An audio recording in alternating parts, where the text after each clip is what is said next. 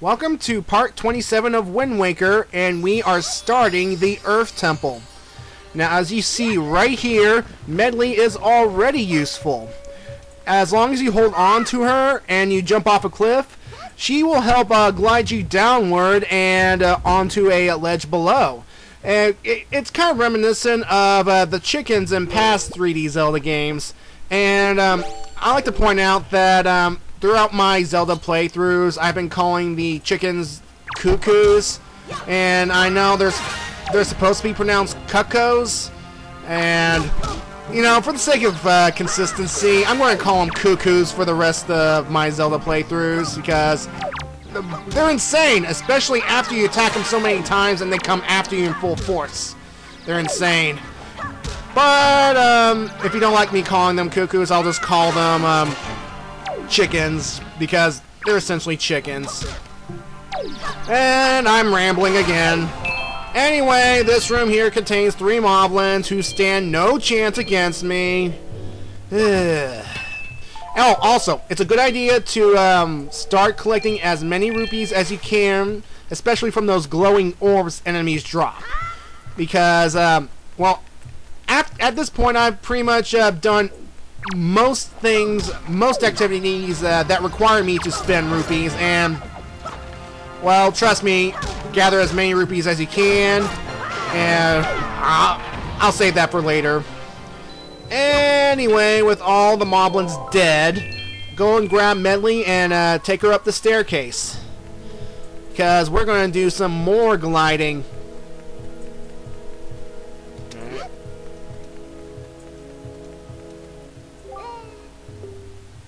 Okay, you're not very confident. Hey, Link here, he wasn't confident at first. He pretty much had to traveled all over the world to save his sister, and now he's going to save a princess, or keep a princess safe. So, yeah. Anyway, what you want to do here is make sure you glide over to this switch right here. And don't do what I'm doing right now, folks. What I'm going to do is I'm going to use the command melody to take control of Medli. Now, while you are supposed to do that, have Link stand on the switch first, because it'll save you some time later on.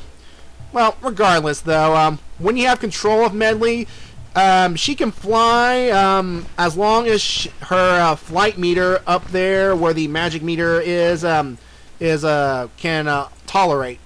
And of course, as soon as she gets tired, she will pretty much struggle and fall to the ground, and you have to wait for her flight meter to recharge or switch back to Link. Anyway, with both pressing a switch, the door will open and we can move forward. Now, of course, again, it would have been easier for me to have Link stand on the switch first, then have Medli stand on her switch, and then have her come straight down, rather than me having to play the command melody over and over and over. But regardless, what's done is done. Anywho, doesn't it feel kind of weird that I have to play the command melody in order to take control of a character? I mean, it feels like a violation of their free will. But yeah. Anyway, in this room here, we have to kill all the choo-choos, but in addition to the green and red choo-choos we are familiar with, we are introduced to a brand new variety of choo-choo, dark purple choo-choos. Now, dark purple choo-choos cannot be defeated by mere sword swipes just like the others. No. And what we have to do here is lure these guys into the sunlight. Yeah. When we lure these into the sunlight, they will actually turn to stone. Seen right here. And while they're stone, you can defeat them 2 ways. You can smash them with the skull hammer, or you could you can just pick them up and toss them and they'll break. Now, it's kind of funny how these things, when turned to stone, it can be quite useful if we have to push them on pressure switches. And the thing is, though, unless they're the purple choo-choos will pretty much become unstuck in their stone state if not exposed to sunlight anymore. I mean, as long as there's sunlight on them, they'll be stones forever. But they can break free. So, here's a little warning. And with all Choo-Choos in the room dead, the doors are unsealed. Now, first of all, if you want to, bomb this warp jar open so we can begin that whole warp jar chain sequence. In case, you know, you have to backtrack or something bad happens. Now, you may have noticed there's a shimmering object on a pedestal over there. I'm going to let you know that that is an invisible treasure chest. Yeah, and to make it visible, take control of Medli and have her use her harp. And don't do what I just did and release control. That was embarrassing. Anyway, Medli's harp is so shiny it can reflect sunlight. How convenient. And when you taking control of Medli, aim the harp at the invisible treasure chest to make it visible, and we can only open it while it's visible.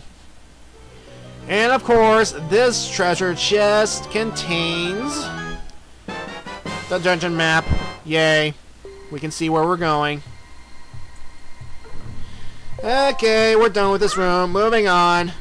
Oh, and by the way, those statues behind Medli, they can be destroyed with sunlight as well. But we'll get to that later on.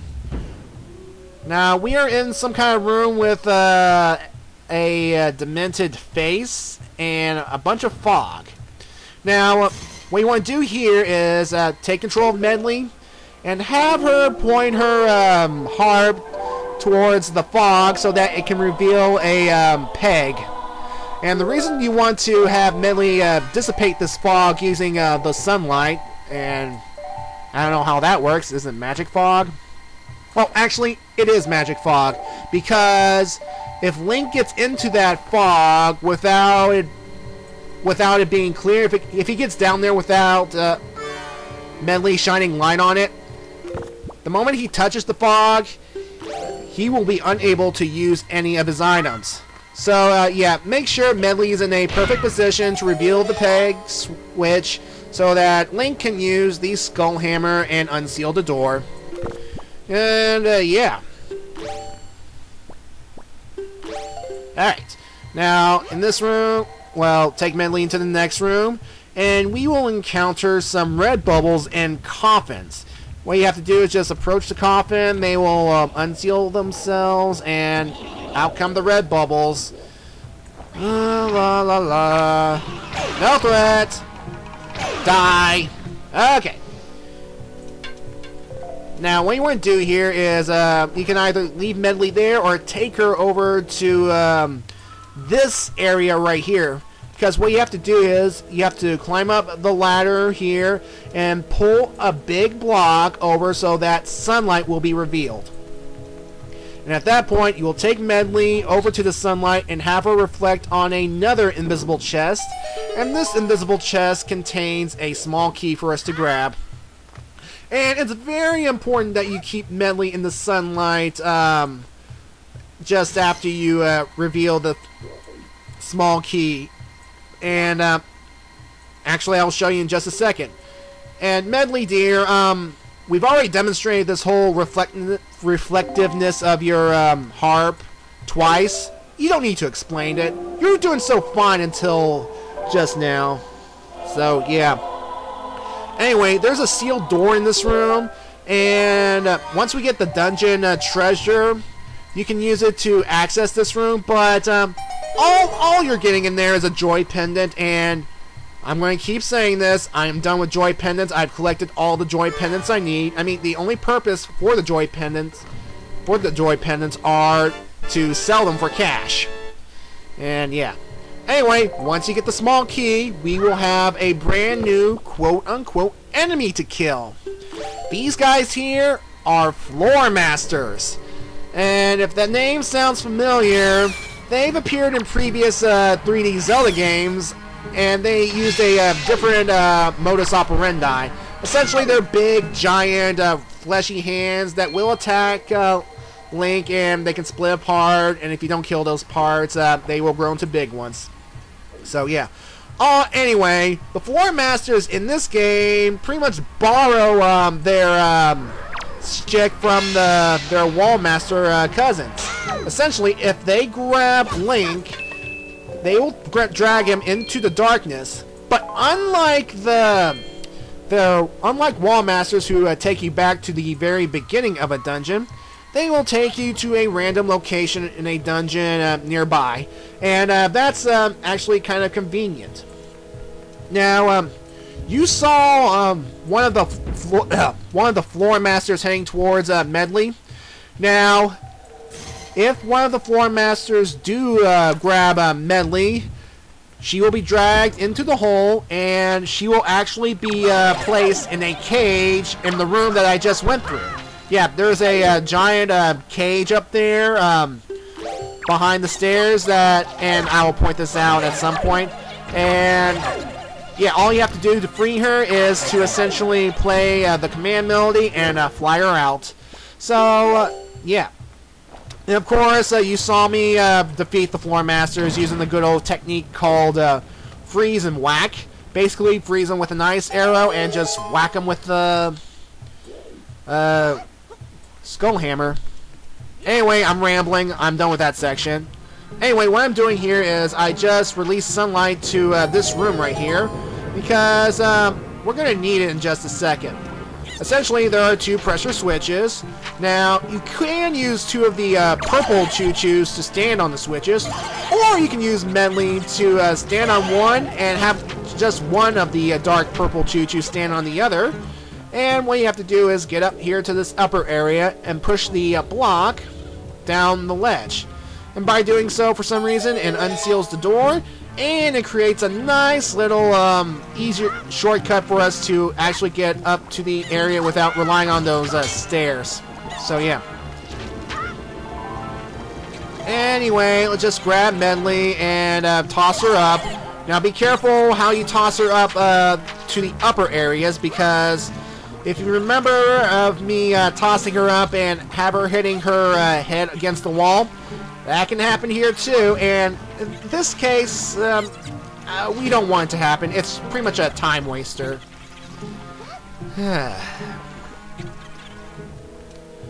Anyway, we're in this room, and we will encounter another floor master. And I panicked there for a moment because, well, I thought the floor master was going to get Medli, but thankfully it was just out of range. And I don't believe this one will target Medli. I think this one will target Link. But regardless, it's dead. Yay. Yeah.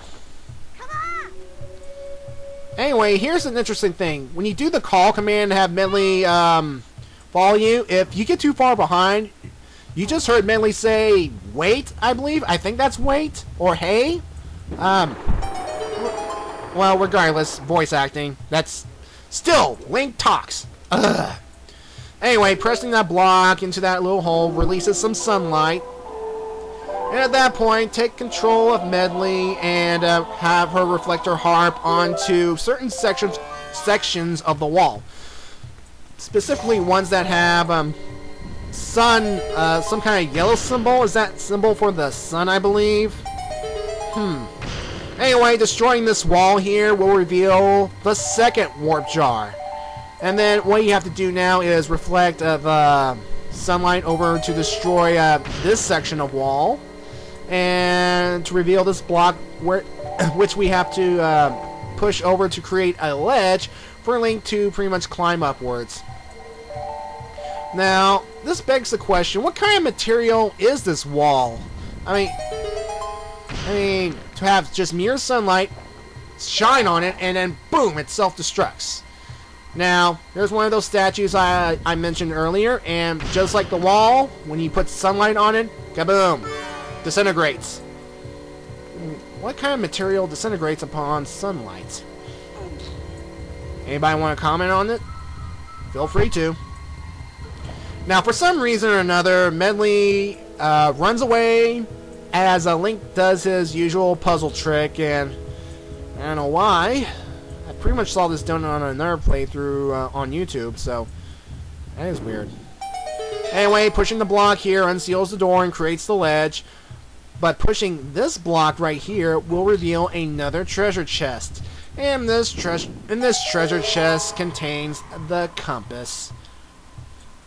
Now, of course, when we get the compass, good old the boat will contact us saying that, oh, don't worry about losing Medli. With the compass, you can locate her, no problem. Now, you can locate a Medli, no problem, because when you look at the dungeon map, if you get separated, Medli will be identified as a purple dot. Yeah, remember how the statues in the Tower of the Gods are identified with purple dots? You know, the ones that we are in control of for a certain amount of time? Well, yeah, it's pretty much the same deal here. La la la la la la. Thank you for what I just said. Alright. Oh, and by the way, here are a bunch of fairies if you need to heal yourself. That's nice of you, dungeon. Now, in this location, set Medli down right here because not only we are going to be dealing with some moblins, we will deal with another returning enemy in a brand new form. First of all, see how awesome the ice arrows are? You can use them just to freeze a moblin and then smash it with your skull hammer. See? Freeze. Whack. Now, the enemies here. Pose. Yep. The Pose are back. And as you can see here, they look very different. They have masks on and they're in a full bodysuit. And of course, because they're transparent, you cannot hurt them. So, bleh. And of course, just like Pose of past games, they have lanterns, and they can use them to hurt you. Now, here's how we can defeat Pose. Well, one way we can defeat Pose, that is, what you have to do is, as Medli, take control of her, use her harp to target one of the Pose, and if enough sunlight is pretty much placed on the Pose, they will become solid, and that's when we can kill them. And yeah, but here's another way you can get rid of Pose in a room, and that is if you're doing a speed run of this game, and of course I'm not doing a speed run. What you have to do is destroy the Pose lantern, and then they will come straight towards you, and then they will possess you. And while they possess you, your controls will be screwed up. You know, for example, moving up will move you down, and etc. And it will only last a few moments, and afterwards they will just, for some reason or another, go up as if they were defeated. So, yeah, if you want to get rid of this place quickly, that's one option. But yeah. Regardless, killing all the enemies in this room will reveal a set of stairs that we can go on upward. Yay. Anyway, where I'm going to go to next, I have to get a small key to get to this other room. Now, as I go down, usually players would, pretty much the next room I'm going to go to, it has 5 coffins. One contains a small key that we need. The other has a yellow rupee, that's 10 rupees again. And 3 of them contain an enemy called the Re-Dead. Yep, they're back as well, and they are also majorly redesigned to fit the graphics of this game. Now, we usually have to kill the 3 Re-Deads in order to bring the ladder down for us to crawl out and escape, but I'm going to cheese this area a bit. Here's what to do. Take control of Medli and have her go to the coffin on the very right. And that is the location of the small key. Now, once you reveal the location of the small key, have her fly back upward immediately and switch back to Link. And then afterwards, use the boomerang to snag the small key and we can get out of here. Yeah, I know, that's a dirty tactic, but hey. Re-Deads in this game, they pretty much follow the modus operandi of their past selves. They will shriek, freeze Link in place, and if they get too close to Link, they will rape face him. They will rape him and drain his energy. We don't want that. I hate that. But yeah, this is a cheap and easy way to get the key, and a quick way as well. Anyway, leave Medli right here because after we go through this door right here, we will face the mini-boss of the Earth Temple. And who's the mini-boss this time? Well, as soon as I prepare myself, that is. There we go. Folks, say hi again to the Stalfos!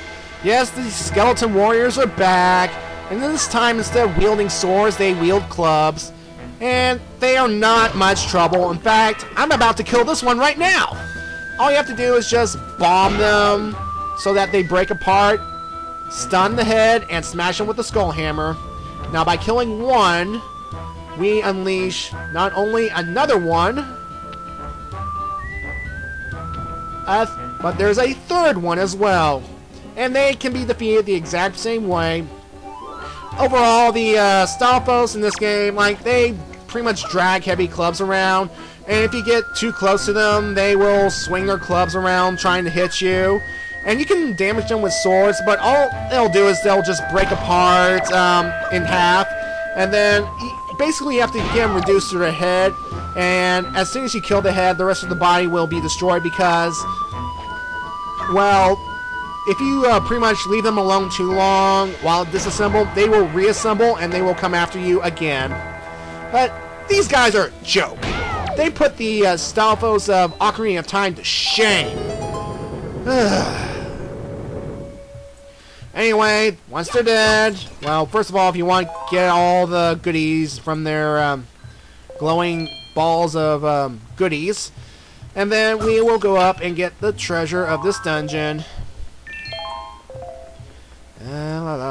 Getting all the goodies, getting all the rupees. Need the money bad. Alright. Let's see what we get this time.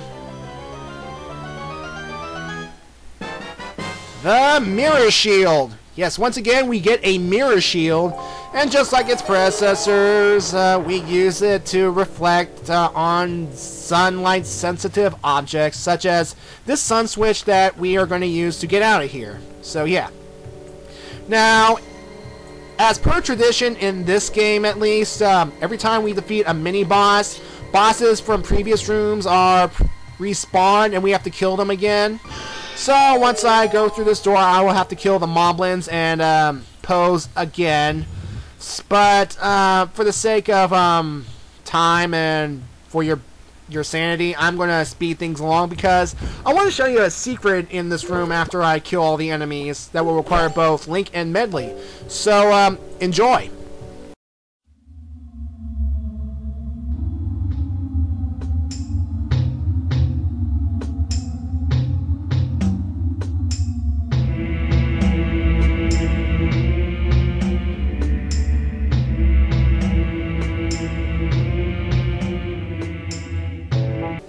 This place does remind me of Stone Tower Temple from Majora's Mask, especially when it's all inverted and upside down, so I thought the music was appropriate. Anyway, what you want to do here is have Medli fly up to the area where the sunlight is, and have her reflect the beam of light towards you. But first, if you want to, have Medli reflect the sunlight onto the 3 statues to disintegrate them. And seriously, what are these stones made of? And there's a treasure chest right there, and that treasure chest contains a joy pendant. And again, I'm not going for it. I don't need it anymore, and I just don't want to repeat myself over and over. And of course, after you get the joy pendant or not, have Medli reflect the sunlight to somewhere near Link's location, somewhere on the floor. And then take control of Link and have him reflect the mirror shield at this section of wall that contains the yellow sun dot thing. And it will reveal a secret passage. And of course, in this passage there's another yellow sun thingy, a statue that can disintegrate, and a small thing of sunlight. Now, what you want to do is have Medli come to this small piece of sunlight, have her reflect at the direction of the statue to disintegrate it, and by disintegrating the statue, we can get 5 rupees easily. And there's also another trick to do. While having Medli pointing at the direction of the statue, take control of Link and have him point his shield at the direction of the yellow sun shield or thing, and he will disintegrate the wall, which will reveal a huge cache of rupees. And yeah, more money is always a plus. Now this passage right here will take us back to the room with the creepy smiley face and the item disabling fog. So yeah, this is a nice little shortcut if you don't want to backtrack through the room with the choo-choos and the floor master. So yeah, but of course speedrunners will probably go those routes anyway. Well, anyway, in part 28 we will go further into the Earth Temple, and we'll be one step closer to restoring the Master Sword to its former glory. Oh, and there's the bird cage I mentioned earlier.